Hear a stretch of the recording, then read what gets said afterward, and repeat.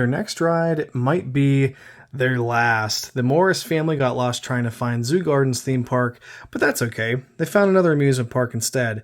It's called Horrorland. In Horrorland, there are no crowds, no lines, and the admission is free.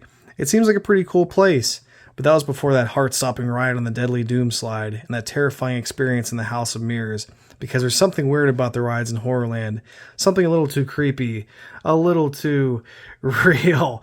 What's up, guys? It's the Midnight Chronicler, bringing to you again another Goosebump book review. This time we're looking at One Day at Horrorland, and speaking of looking at this book, wow, what a cover art. This color combo, the pink and the blue, the Tim Jacobus artwork here is just top notch, isn't it, guys? I mean, this is a Goosebump cover in the most truest sense. This is what a Goosebump cover should look like. I could just talk about Tim Jacobus' artwork all day. But anyways, guys, we're not going to do that. Instead, we're going to open this bad boy up. This is Goosebump number 16 of the original series.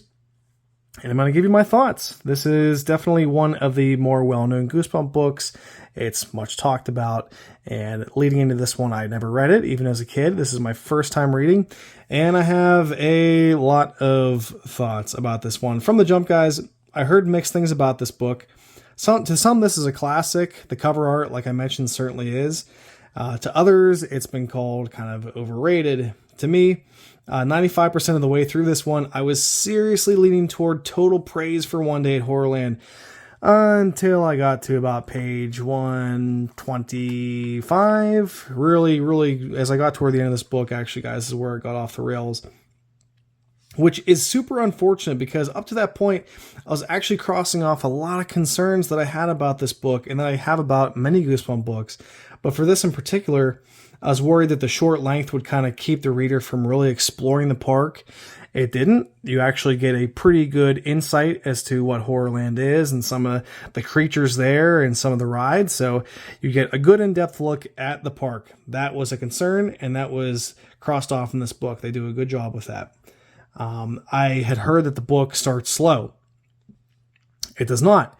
This book actually starts with something that normally would be a fake out, maybe, in an early section of a Goosebump book. This starts off with the family's car exploding, which is kind of crazy to me. And actually, if you guys have seen the TV episode from the 90s, that's something that kind of gets alluded to in the TV show, but never actually happens.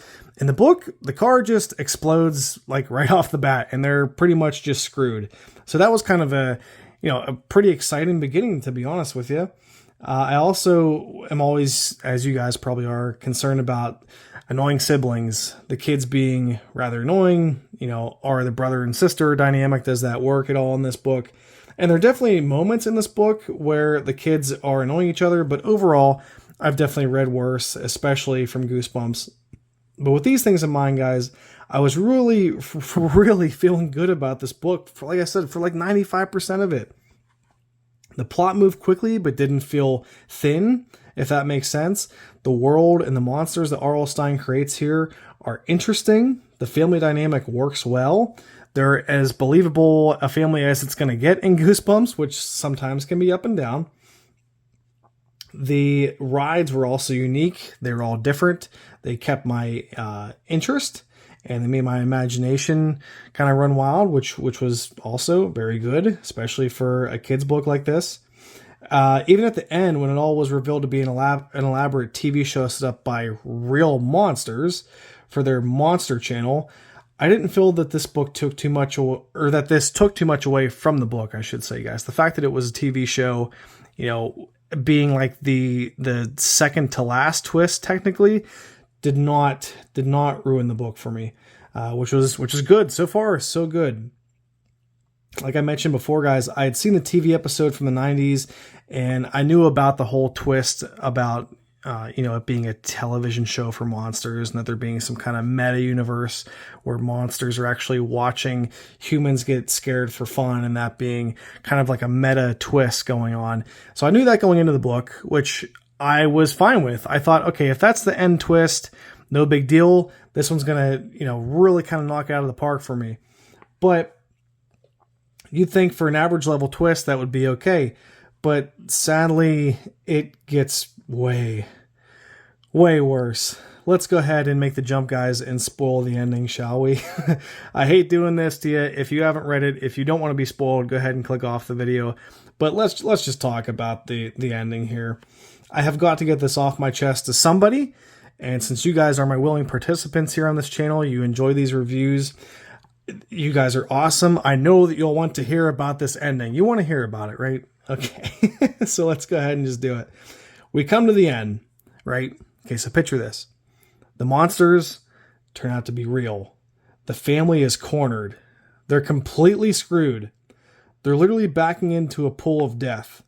When out of nowhere, a giant, crap-shaped plot device shows up out of nowhere and ruins the entire book.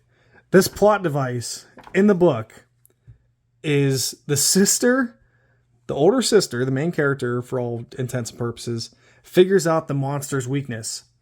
And that weakness is pinching the monster. Yeah.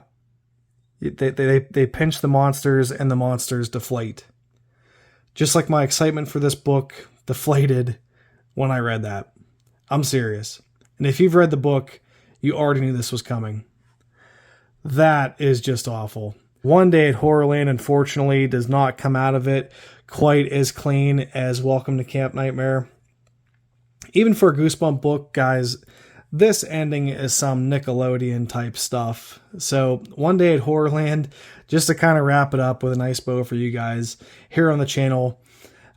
This was a book that was actually really good for most of it and then just completely falls off a cliff. Even the TV episode may have been better overall, and that's saying something because the Goosebump books, for the most part, are way better than the TV episodes.